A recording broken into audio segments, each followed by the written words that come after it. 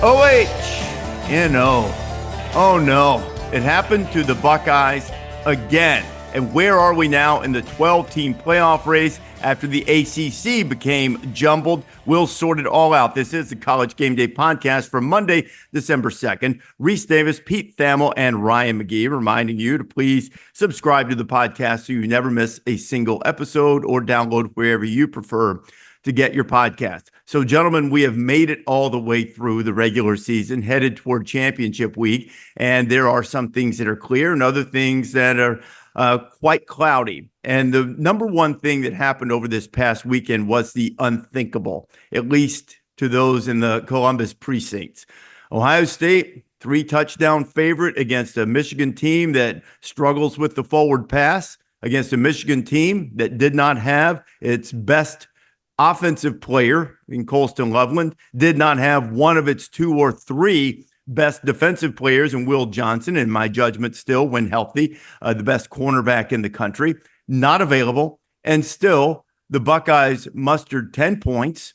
I do not like to use the C word, but they appeared to be quite constricted in terms of anxiety, we will put it that way, in the game. And they did not play anywhere close to their best football. Michigan made winning plays. Ohio State played like a team full of anxiety, who was so afraid something bad was going to happen to them. And when you play that way, it does, and it did. And now Ohio State, they're going to the playoff, Pete, but boy, it doesn't feel like much of a consolation prize around Columbus after losing to Michigan. No, Rece, I mean, just a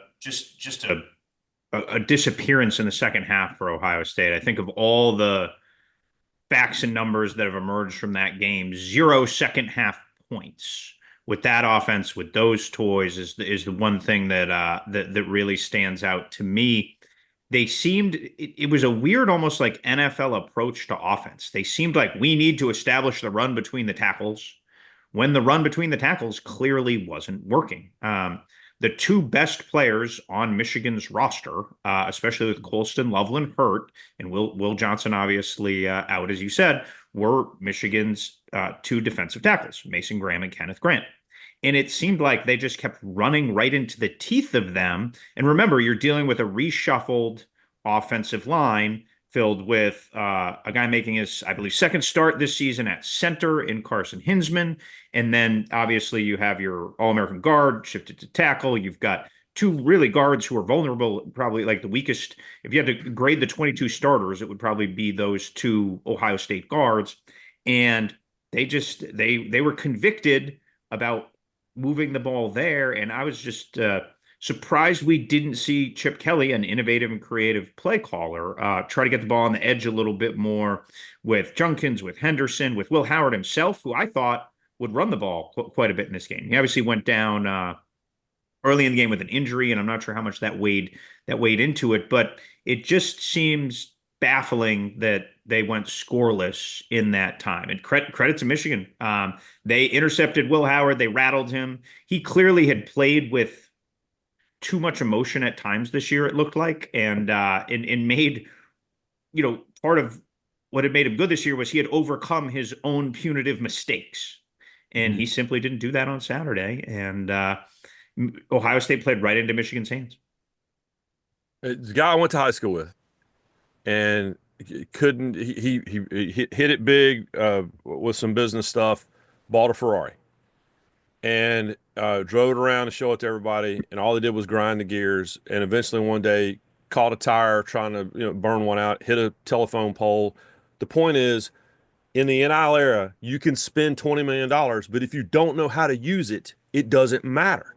And you said Chip Kelly's an innovator, and I agree. I love Chip Kelly. Some of the most fascinating conversations I've had were with Chip Kelly, former coworker Chip Kelly. I don't know where that guy went, because we didn't see him a lot in Westwood, and we really didn't see him much at all this year if you really go back and look at it. And it just was, you kept waiting on it to get going. You kept waiting on it to get going, and it just – it sounds very simple, but it's like you're just screaming at the television, cut them loose. And it just never seemed to happen. And so it's just, and I like Ryan Day a lot, but the reality is Ryan Day is Jim Harbaugh 5 years ago. And when it was Well, he beats everyone except for the two teams he should beat. And it's just that's the situation we're in. And it's interesting. David Hale wrote this. I love Hale's Sunday morning recaps of Saturdays. I think they're brilliant. But Very good. But one of the things that he said was, listen, he said, Clemson loses and Ohio State loses, and we're going to get into all these, but and maybe they save their day and maybe they make a run or whatever else. But the reality is, it was so frustrating, and I have no dog in this fight, but it was just let's go. I mean, I'd watch Michigan, quite frankly, a lot more this year than I had Ohio State, because I was going to start watching Ohio State like Michigan in years past in the last couple of weeks, and it's just go. And that part of it was, you give Michigan credit, they won the football game, but there just was. I just thought about Lon, my buddy from high school. He doesn't know how to drive it, and that part of it. But it is interesting in this NIL era where it's like, well, you can just go buy whatever roster you want. That's fine, but you're also the Cowboys. You buy the roster that you get, the roster that you want. But if you don't know how to operate it, it doesn't matter. And they just don't. They didn't know how to operate it, and maybe they've learned lessons that'll help them, if they get lucky and get to make a postseason run. But it was very frustrating to watch. It was, to Pete's point, we mentioned this on game day, and I helped cut the tapes, and we showed on the Saturday slate tape, we showed Mason Graham and Kenneth Grant, because that was Michigan's only chance. Yep. That was their only chance. Is if you tried to play against Michigan's strength with your reshuffled offensive line, that was Michigan's chance. And they got the game just like they wanted it, and they made plays. And Ohio State couldn't even take advantage of one of the great plays, should have been one of the great plays in the history of the rivalry, when Jack Sawyer dropped and picked off that pass in the end zone to thwart what was a sure field goal drive at the time. Surely that had saved them. And it didn't. And most of it felt like because they couldn't quite find the offensive rhythm that you guys are talking about. But all of that is football talk. And there are a couple of things.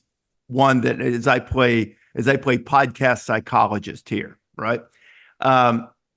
This game has become too important to the people inside the building at Ohio State. I know it's always been important. I understand the gold pants and the whole thing about countdown clocks and beat that school up north, and all that stuff's fun and well and good, but it takes masterful managing of the emotions to let that be part of your culture and tradition and part of the thing that drives you, yet not let it cross over into the line of consuming you. Yep. And it's crossed over the line in Columbus. The thing that the people in Columbus, the fans, and apparently the people inside the building could not accept, but was true, for the previous 3 years, Michigan had a better team. Michigan was better than you. They were maybe not by leaps and bounds. Maybe it was only marginal, but they were better. And they beat you because they were marginally better, and they made plays. They escaped this mental prison that they had been in about Ohio State. They escaped it and made plays. Ohio State instead was like as if someone had insulted them personally, like it was their birthright. It's freaking Michigan. It's not your birthright to beat Michigan. It's really not your birthright to beat anybody. But, someone like that, they've won more games than anybody in the history of the sport. And yet you're supposed to beat them every time. And when you don't, it somehow consumes you to the point that you are then so bound up in knots that you can't play to your potential when the situation calls for it. That's the failure. I want to show you something right here. For those watching on YouTube, and I'm not hawking a book, I promise. This is a book written by my late friend, Trevor Moad. Trevor died a year or so ago. Noted mental conditioning, sports mental conditioning guy. Worked with Russell Wilson for a number of years. He and Russell Wilson, very tight. He worked with Alabama with Nick Saban. He worked with Kirby Smart. He worked at Florida State with Jimbo, been part of a number of championship teams and helping them get to the point they are. And I'm not hawking the book, I promise, but the phrase, the title of his last book is the thing that Ohio State is missing, getting to neutral. Now, what does that mean? it doesn't mean you don't care. It doesn't mean you can't have emotion.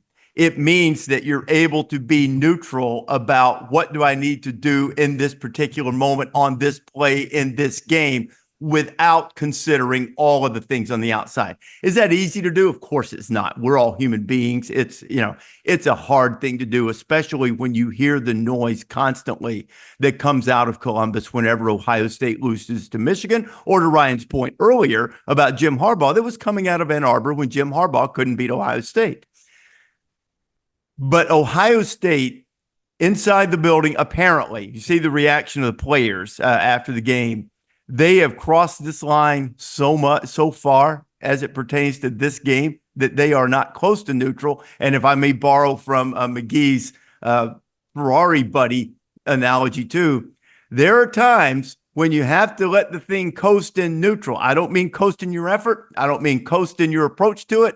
I mean that there are times when you have to assess the situation. What do I need to do? What gear do I need to be in? What play do I need to make?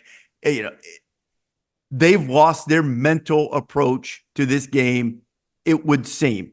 You would have to be inside the building to know, but judging from the reaction, judging from the comments, judging from the things they said before the game, Will Howard, which I got to admit, I kind of liked it, but I guess he told somebody walking in, I'll go for 3 today if I can, which now he'll have to live with that. But in reference to the old Woody Hayes thing when he put 50 on Michigan back in the day. But, all of that and some of the comments that Ryan made about the impact that it had on them, I mean, it's too much. Yep. It's too much. Now, it's on Ryan Day and his staff and the players themselves to get back to neutral about this rivalry. They've got to live with what happened for 365 days. It is very reminiscent of the John Cooper era when all of these great Ohio State teams just could not beat Michigan. They have a chance to do it. The good news for Ohio State, and there is some, is that they played brilliantly against the eventual national champions the last time they were disappointed and still got into the playoff when they got in against Georgia and missed a field goal and could have won that game, and they would have won the national championship. And I still think this Ohio State team can, if they can get over what happened Saturday mentally. And they'll have a little extra time to do it since they're not in the Big Ten championship game now. And I apologize for hijacking that, but that's been weighing on me since that game. This is a mental block, pure and simple. There's no reason in the world they should have lost that game Saturday, yet they did because they got tight. And they've got to get back to neutral about Michigan. That might not be as much fun, but fans, do what you want. Hate them as much as you want, troll on social media, respond to the Michigan people who, and I understand why it gets under their skin. There are so many Michigan people, prominent ones who, go out on social media and just stick it to you. I got it. But, Ohio State's got its fair share of people who will stick it to you also when you win. So, but they've got inside the building, they've got to eliminate that as much as possible. I know you never get away from it totally, but you got to get away from it if you're going to have success in this rivalry. Pete, when I was a student at Tennessee was in the middle of a 9-year losing streak to Alabama. And it consumed Johnny Majors, who was the head coach then. Philip Fulmer's offensive coordinator, Larry Lacewell, Cutcliffe, all these guys, a ridiculous staff. You're talking about Albert Harper and Carl Pickens. I mean, a ridiculous team, Dale Carter, all these guys. And Alabama week, inside the building, Rece, they would literally wallpaper the hallways, wallpaper the walls in the men's room, wallpaper the cafeteria with the Alabama logo, the A with Big Al on it. They would play the Alabama fight song up and down the hallway. They'd play it all in the building. They'd play it throughout practice nonstop. And I'll never forget, by the time you got to the game, everyone had been so consumed with it. But it was so unlike any other game they played all year. I remember the morning of the game, and a player I'm not going to name because he'd be mad at me for saying it, but played in the NFL forever. He looked at me and goes, "I'm just ready to get this the hell over with." And that's what you're talking about, right? Which is at that point, let's just get it over. And then as soon as something goes wrong in the game, to quote Harry Gant from Stroker Ace, "Oh hell, here we go again." Like here we go. The nightmare started again. And it's just, but there's a point where if you treat it, and it is not any other game. I'm not naive. I don't buy into the coach speak we always hear, oh, it's just another football game. But you have to know where that line is. And when you let it consume you 100%, you can't do it. And it was the exact same situation in Ann Arbor. The exact same situation in Ann Arbor. And at some point, the hinge swings. But right now in Ohio State, it ain't swinging. Yeah. Did they win that year when the players said, I just want to get the hell over with? No, they didn't. In fact, they lost. I think at that point it was the 6th or 7th in a row. In fact, worst loss. If you mention the score, Rece, 9-6 to anyone in the in Knoxville, they'll immediately jump off the bridge into the river. It was that game, and it was a most painful loss that most Tennessee fans will tell you about in the Alabama series. But it's just, again, you don't treat it like a regular game, then you're not going to feel like you lost a regular game. So the post game, and again, it was an unbelievable game, an unbelievable upset by Michigan, and give Sharon Moore and those guys a ton of credit for going 100%. into that cauldron and staying disciplined and staying together, overcoming some adversity, like you mentioned that interception. There were times when you're like, okay, here's it's going to turn, and it never turned for them. I do think the post game. So I just Googled the box score this morning so we could talk about it. I could give you some run stats or whatever. And I typed in Ohio State and Michigan and I was going to get box score, and it came up and fight and melee and suspensions. And it's just like, oh yeah, I guess the result of the game got consumed in this. So I was watching on the plane. I left College Station to go back and watched Sharon Moore's post game, and then I was like, okay, there are other games ending, so I flipped off, and I had no idea that the melee happened until my phone just started lighting up with texts. What do we make of the weekend of the flag planting, gentlemen? Where do we sit? I've thought about this. I knew we were going to talk about it, and I want to be very careful because, as you guys know, I love to say this, the aggregators, will say, Rece Davis calling for fights. I'm not calling for fights. I'm saying that there's a responsibility that goes with winning. And when you win, you have an opportunity to celebrate. You've worked very hard. You should celebrate. That's fine. Nobody wants you to be robots. And to clarify the earlier point about Ohio State's position in the Michigan rivalry, I don't want them to be robots. I always thought that when Chip Kelly was at Oregon, that this whole nameless, faceless opponent thing was good to a degree. But, we've talked about finding the line. That's a very difficult thing to do. Easy thing to say, difficult thing to do. Same goes with celebrating. You can celebrate, and you should. You've worked very hard. Rivalry games, emotional games. We don't want to take the emotion out of this sport. But when you go into an opponent's stadium and you go and you grab the flag and you run to the middle of the field, and I know Baker Mayfield made this famous at Ohio State in 2016? I think it was 16. When you do that, you're challenging the other side to a fight, because as happy as you are, they're upset. And I think that I don't know exactly how to say this other than I said I'm not condoning the fighting, but fighting is not an unreasonable response.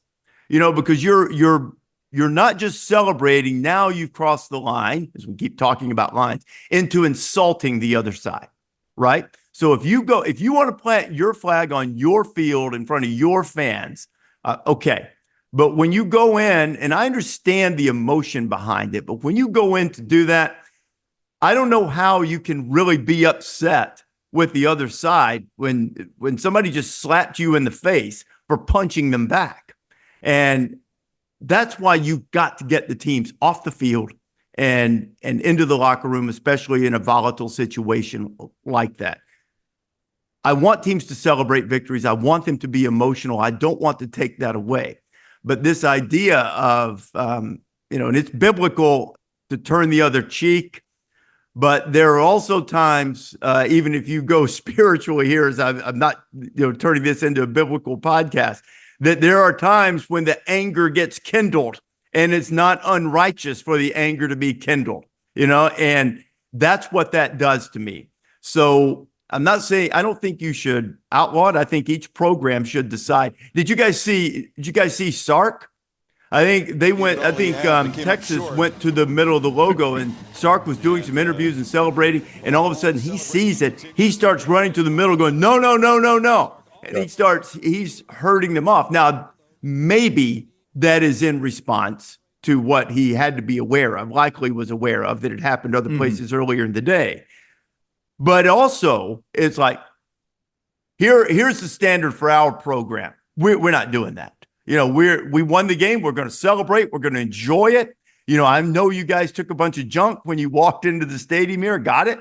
But we're not going to go be insulting. We're not going to go invite them to come fight us, because I think that's what you're doing when you plant the flag, or when you go and do that stuff.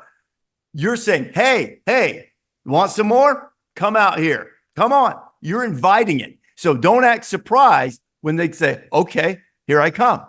Again, not condoning that, but I think you're instigating it, and you're inviting it, because it's a highly emotional moment. And when you go and violate the tenet of the great Lee Corso, then you're inviting it. LC, when you lose, say little. When you win, say less. And we haven't seen much of that in these rivalry games this year. Yeah, well, I want to give credit to a friend of mine, Will Dalton, who's a great radio producer here in North Carolina, and here where I live in Charlotte. He threw the question to Baker Mayfield last night in the NFL postgame press conference, which was, how'd you feel about all the flag planting? And Baker, being Baker, and I love him, was like, well, he said, Texas A&M, we've always done, or Texas Oklahoma, he said, we've always done that. And he said he did not bring up the fact that he did it at Ohio State. But my question is, why all of a sudden was this a thing on Saturday? Like, it's all, we've seen it. Great question. Right. We've seen it in certain games, but we've never seen it in Arizona State. I mean, I've been to Florida and State. That was a former Wildcat who did it with a trident. How about that? Yeah, and transfer portal. And I'm and I grew up in the Carolinas. I went to so many, NC State, North Carolina games over my life, and that's a great regional rivalry. Those are my favorite ones that people don't understand how intense it is, but that's never happened in that before. So I don't understand why, like, all of a sudden this weekend. I guess maybe the good news is that maybe it's played out now, right? Maybe all right. You know what? We've done field storming for whatever reason is back this year, after it kind of was an occasional thing, and maybe flag planting. Maybe we're just kind of, that was just kind of. It was weird to me, Pete. Like, why this week? Like, was there some? I'm in the first one to say I'm not a TikTok guy. I don't understand a lot of the social media trends. We brought these women on Marty McGee Saturday. I don't know who they were, but apparently they were a really big deal on TikTok. Is flag planting like a TikTok dance? I don't know. Like, why all of a sudden is this a thing? Yeah, and I would think of it, like, in the last 10 years as 3 times a season thing. Yeah. Right? Like, the Baker one in my career is probably the most famous. Right. That I can remember. People do it. There's been people who've tried to do it, but by no means is it ever a weekly thing, right? No. And I would even say, like, maybe one a month, maybe. But I guess it's the rivalry thing. And look, there's gonna be a lot of rhetoric of banning it, and NCAA and commissioners. No. Yeah. Who needs to get a good talking to is the strength coaches in every rivalry game, and say, hey, if you see anybody grabbing the flag, you go tackle them. Yeah. And it needs to be addressed by the coaches, because you can just stay above the fray. That's all. And that's not geared towards any program in particular. But if you win the game, stay above the fray, and just go celebrate with your go celebrate with your guys. I feel like the flag planting is played out now. Does that make sense? There was some novelty to it. There was some kind of Baker kind of gave it a little bit of juice, but I really feel like now it's a thing, and now if you let anybody do it, it's going to call into question the character of your program for allowing them. Yeah. So, but I do think I don't think we need any grand legislation or performative commissioning or whatever. Just like on an individual basis, coaches need to make aware, hey guys, we're not going to do that. Everybody needs to hire that kid from Cal that Yes. kept the guy from taking the helmet. Everybody, Well, he needs to have like a Manning camp seminar and teach every equipment guy how to get the flag out of everybody's hand if he sees him grabbing it. like he did, he tackled a guy, a Stanford guy, I guess, or somebody, or a Cal guy, somebody. It was some fan, some guy. Helmet, some fan took a Cal helmet, he tackled him and got it back. And Justin Wilcox did a great job of bringing him up before the team and breaking down what he did. And the sturdy Golden Bears went crazy. Yeah, Jim Nagy invited him to the Senior Bowl. I mean, it's awesome. Yeah. By the way, the Baker flag plant, Adrian, our producer, tells me, it shows my memory a little off on the year. It was 2017, not 16. So you can hold your cards and letters on that. And Rece Davis doesn't even know what year he planted the flag. He didn't even know what year it was. You aggregators don't even know. I was at that game and I missed it. Like I was in the locker. I didn't know what happened until after somebody texted me and I was like, oh, I should probably note that in my story. Yeah, I was at the game, saw it. And it was, and you know what? The funny thing about that was, I think at that time, Oklahoma was trying to break through. It seemed cool, sort of like this vintage Baker to be ahead of the trend. The one flag plant that I remember the most, and I don't have, Adrian, you can't look this up, or you can if you want to. I don't have any idea what year it was. I was still working in studio, and Michigan State upset Notre Dame. And they brought the flag out there, and it had been, that was, Michigan State has a lot of rivalries where they take umbrage at the fact that they are not regarded as a rival. So, they were going to go out and plant the flag in Notre Dame Stadium, and it was artificial turf, and they couldn't get it to stand up, which was kind of great, But anyway, I agree with you guys. I hope there's not some posturing, some big memo from the commissioners. Just find them. And then sort of maybe in private, Greg Sankey has been a master at years, and I imagine Tony Petitti, Brett Yormark, Jim Phillips, have similar type ability to call him and say, I'm counting on you guys to get a handle on this. I'm counting on you. But this is not, I will say this, fights are not new. Clemson and South Carolina had a pretty good one, at the end of the Lou Holtz era at South Carolina. They had a good one. Good one, meaning not there was a good thing that happened, but I mean, it was a regular Donnybrook out there. It was a real fight. So this is not a new thing. Fights have happened. You look at the old footage from the 70s, Woody Hayes from Ohio State getting into it with Michigan fans, out there, and Bob Ufer talking about the dastardly fate that awaits the Buckeyes after trying to tear down the Go Blue banner, and all of that kind of stuff. So stuff's happened forever. We see all of it now. But there seemed to be a lot of it, and I would just say, don't be surprised. To sum up what I said earlier, don't act like you're surprised, whether you are in the middle of it or an observer. Don't act surprised to see the consequences. You're insulting a guy, you're slapping a guy across the face, and now you're going to be surprised when he punches back. Because this was the part I was worried about saying. I don't blame them for punching back. You can't, look, somebody comes in there and okay, you won the game. Congratulations. Go celebrate. Now I'm the only one that has to take the high road. I lost and I have. What did we think about the pepper spray? Pepper spray's preposterous. Yeah. Knock it off already. Come on. Did you see the statement that they released? They were like, it was a bipartisan pepper spraying because they were law enforcement. If it had won the game, if they win the game, there's probably not a lot of pepper spray going on. If the fight happens after that, give me a break, man. It's rivalry week. This is why we love. We can't. So in NASCAR, the famous fight in 1979. It was the Allison brothers and Godspeed Bobby Allison and Cale Yarborough and fighting live on CBS. Whole East Coast is snowed in, the whole deal, and they are all fined. And Bill France Sr., the founder of NASCAR, flew the three guys down to Daytona and gave them a talking to and said, I'm going to fine you guys all this money. Never find them a nickel. And then he shook their hands and thanked them because it changes. It's rivalry week. This is what you want. If you're going to eliminate all of these things, if you're going to eliminate everything, then, now it's the NFL. Right now it feels like a committee meeting, on Saturday. Right. So this is why this week is the best week of the year. And so, there's a line. And there has to be a line, but I want that line to be way downfield because I still want the emotion. That's why I love it. I want the emotion too. I want that to be clear. I don't want to legislate this into some homogenous game. Oh, well, we won. And I'm not saying everybody has to go sing Kumbaya and shake hands. Those that do, great, if that's what you choose to do. I want some of the emotion. I want some of the intensity. I want it to matter. We've talked about lines in this podcast. It's not unreasonable. It's not a this or that. It's like stay on the right side of the line so that you don't run into these types of issues that then take away from the great emotion and the great competition that takes place on the field. Best in the game, to me, Kyle McCord. Oh, Kyle McCord. What a day Kyle McCord had. 26 of 36, 380 yards, 3 touchdowns. He is the nation's leading passer, and he led Syracuse to a victory over Miami, 42-38, knocking the Canes out of the ACC championship game, potentially knocking Miami out of the playoff, though that is yet to be determined, and Miami still certainly has a case to be included in the playoff.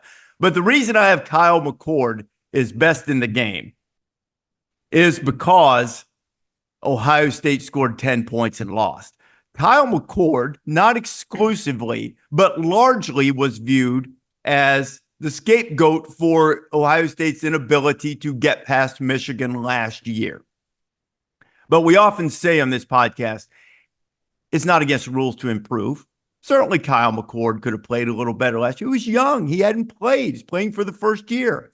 He had some rough moments for Syracuse this year. They had meltdown team-wide against Stanford. He had the 5-interception game against Pittsburgh. Yet he continues to play, and he ends up out-dueling the great Cam Ward of Miami, threw for a few more yards than he did, one more touchdown than he did, though that in no way diminishes Ward, who is just fantastic and was largely let down by his defense.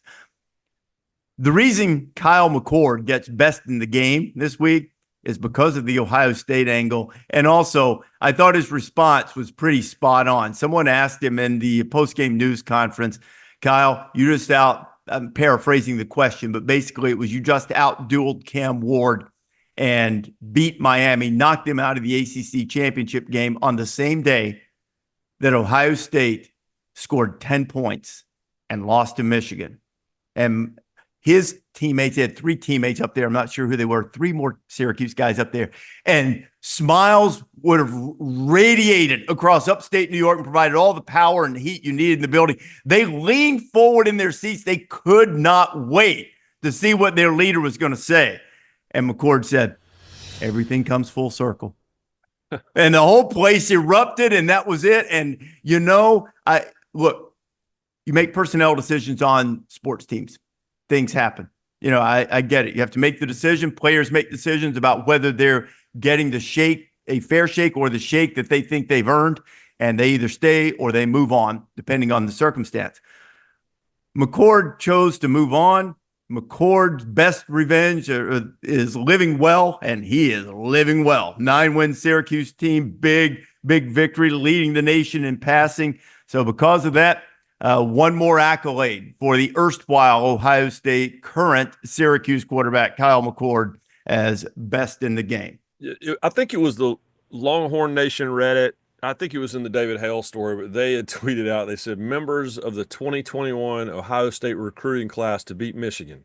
And it's like space, Quinn Ewers. So it's the internet is vicious. That's targeting, man. Pete. Did you, again, everybody's traveling a little bit or at games on Saturday. Did you see Mario Cristobal's decision-making at the end of that game? Yes. Where he took 3 points? Yes. Yeah. I don't think that was the wisest move there. He went, all these coaches go right to the analytics, by the way. Analytics said it. Analytics said it. You have Cam Ward. You got to stop him. I don't know. That one, I was just like, really?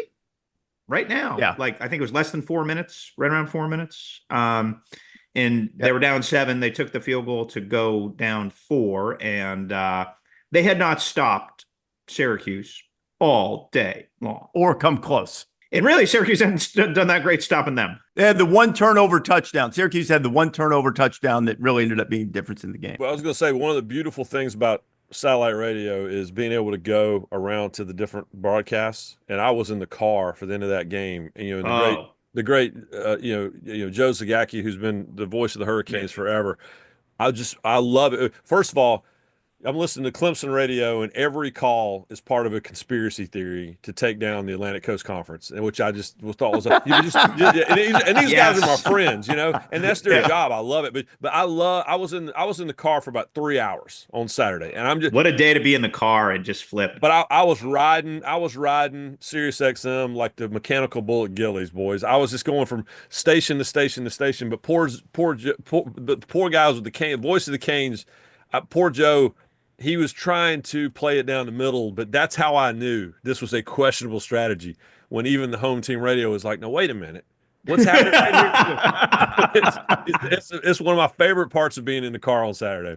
What I like to do sometimes is, if I'm in the car, go like possession by possession and switch if you have that option. So when the Canes have the ball, you listen to the Canes. When Syracuse has the ball, you listen to Matt Park and those guys. And it's like a radically different experience as you roll around there. So yes, kick six. I was listening to Eli Gold, and my family was asleep in the back of the truck, and we're on I-95 coming back from like Disney, and I'm listening to Eli, and it happens, and I'm like, there's no way that just happened. And then I flip it over to the Auburn Radio Network, and I'm like, oh no, it totally happened.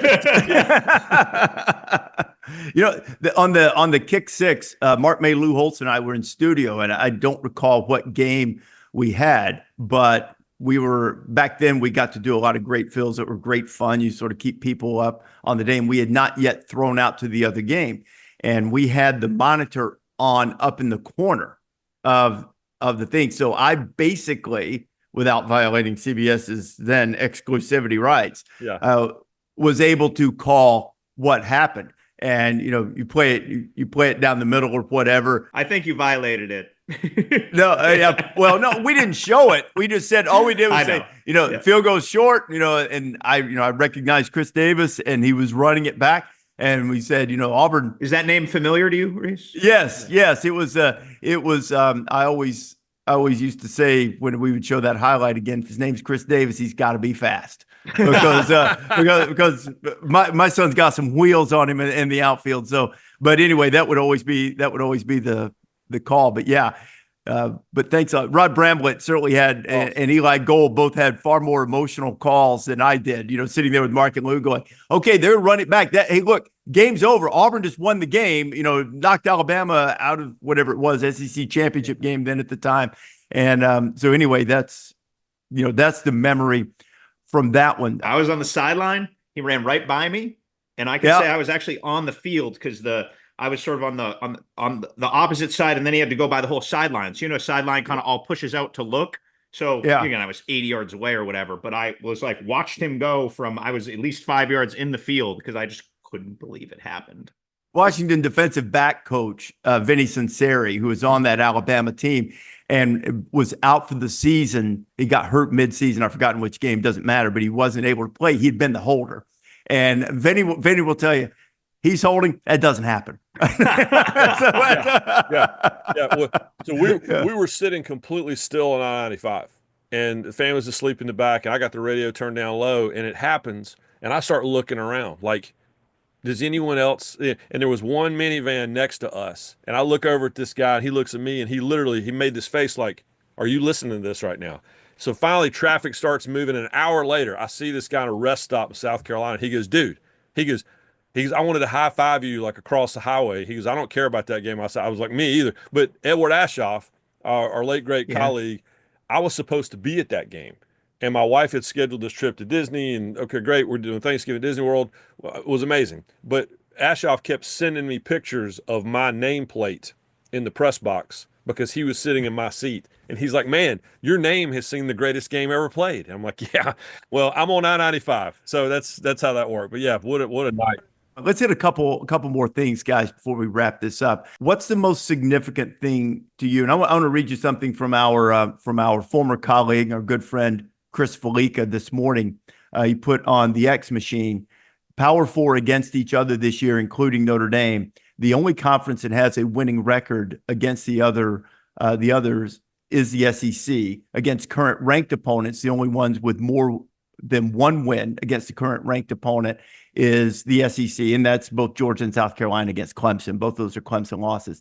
Everybody else, Power 4 against Power 4, losing record. The ACC's record is hurt a lot by the counting of 5 losses to Notre Dame. But even if you take those away, they're 0-6 against ranked opponents, and then take the 5 would be 9-12 overall, ranked versus ranked.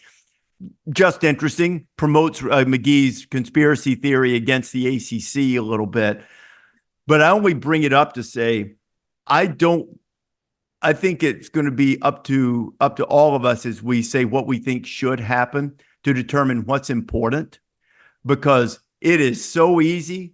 If you are of the opinion that there is one real spot left in the playoff, unless Clemson beats SMU, and then there won't be any. But if you're of the opinion that there's sort of one at-large spot left, and the 4 candidates are the 3 SEC teams with 3 losses and Miami, it's incredibly easy to poke a hole in any of them and say this is why they shouldn't be in. So what's important to you, Pete, as you evaluate this? If you were sitting in that committee room and making the decision, what would be the most important criterion that you would look at? So you have SMU in, even if, again, it's all hypothetical, right? Every close hypothetical is field goal at the end. Every blowout hypothetical is if they lose 31-3. You still feel convicted on SMU. I mean, convicted is strong, Pete, but I think here's the thing. Because of what I just said, with so many options with major holes in them, yes, I would find SMU making its conference championship game, albeit against a weak schedule. I got it. And one close loss on the road prior to championship week. I would find losing the championship game too punitive, and they would be probably the least objectionable option to me unless they get drilled. Things change for me if you are capable, and I'm not talking if they get, they get beat by 17 or whatever. I'm saying, like, if they get beat 42-7, that's a different thing, man. I mean, that's different. But otherwise, I think, even though I get it, I wouldn't favor them to win many, if any, of those games, and I get that that's part of it. But I think that, and I'm not doing a best versus most deserving. I've gotten to the point with that last spot that it's sort of least objectionable. And so I would probably, under that circumstances, go SMU. You can't feel bad for a team, that isn't one of the first 68. Like, you had your opportunity. And when you look at that cluster of Alabama, South Carolina, and Ole Miss, like, they all had their chance, and it was all laid out in front of them. I do agree with Lane Kiffin that we just can't ignore head to head. Like, we just can't do it. Like, if it does come to that. I mean, part of me thinks, Rece, that Clemson steals the bid and this thing ends up pretty controversy free. So that's sort of what I think is going to happen too, but it might not, and if it doesn't, so they have a tendency. We had Laura Rutledge with us on the set and Marty McGee. This was 2 weeks ago. We were in Texas, and it was laying out all these scenarios. And I said, this is all great. I said, but these things have a way of taking care of themselves. And the great news is the conversation is amazing leading up to it. But most years, I mean, there's always every year didn't have a Georgia. Everybody kind of remembers that because recency bias of just a year ago. But most years, even in the 14 playoff, it kind of worked out the way it should have worked out. Like, there aren't a lot of arguments there, and I feel like it might do that. I kind of hope it doesn't. I mean, I'm a sports writer. I want chaos. I'm all for it. But it is super interesting. But what I do love is that we're all old enough to remember. Certainly, Rece and I are coaches just shamelessly, openly lobbying to get into certain bowl games. And then as soon as those bowl games roll with, I remember as a kid, Lou Holtz standing on the sideline with the microphone and addressing the Orange Bowl. We're the number 1 team in the country because all the voters were, going to vote and then go to bed that night. But I kind of miss a little of that, and it's back. I mean, Dabo's on our air lobbying for multiple ACC teams. We've got to win. But SMU, I think they should be in. And quite frankly, I I can't imagine that Miami wouldn't be in. I mean, Shane Beamer is going to be on Marty McGee in Atlanta on Saturday, and Shane's a friend of mine. But at the end of the day, I know why he's coming on the show. And Lane talk Kiffin, Star Wars, and Lane Kiffin, posting a manifesto, on Sunday about head to head. I love it. But the open lobbying, I think I missed it more than I realized. And so now I just like watching these guys grovel. You make $9 million a year, you got to grovel. I love it. Sankey posted some strength of schedule stuff. Yeah. Yormark's been pretty vocal. It's awesome. Yeah, well, Sankey hit the line last year. He hit the viral line. One of these things is not like the other. When it was, and to your point, Ryan, it worked out every year of the 14 playoff era the way it was supposed to, with the exception of the first and last year. And, I know Ohio State got the edge in 14 and then won the national championship, but, performance does not invalidate or validate inclusion. Once you're in the tournament, anything can happen, or you have a chance to play well. It didn't mean it was the right decision to leave out TCU or Baylor. It didn't mean it was the wrong decision to leave them out. But getting in is a big deal. But Sankey hit the line last year, and see what he has this year. But to Pete's point, it might not even matter. If Clemson wins, Clemson will be in as the 12 seed, one would suppose, the last conference champion, and unlikely to be ranked in the top 12, one would think, even after beating SMU. So it'll be interesting. It'll be interesting to see, but I'm glad to see, and I don't know that I was the first, so I'm not trying to say people are jumping on the bandwagon, but whatever momentum we can get for just seeding the thing, just seed the thing. Yes. Because that this is going to be these automatic buys into the quarterfinals by two of the conference champions. They are creating a disadvantage for whoever winds up one or maybe even two, depending on the matchups, because you can say that, and Pete's had a very great phrase about the way everything's been squished together in the SEC. I think you still had rather play the Big 12 champion of Boise State for your two games to get to the semifinals, as opposed to having to deal with Georgia and Tennessee. You just would, or Texas, if Georgia beats them. So it's an interesting thing for sure. Maybe it will take care of itself. Maybe it won't. Gentlemen, great fun on the pod today. And we'll talk rankings reaction later this week when the penultimate rankings come out on Tuesday night. Abbreviated show for that. Look forward to that. We encourage you to subscribe to the podcast or download wherever you prefer to get your podcast. We'll talk next time.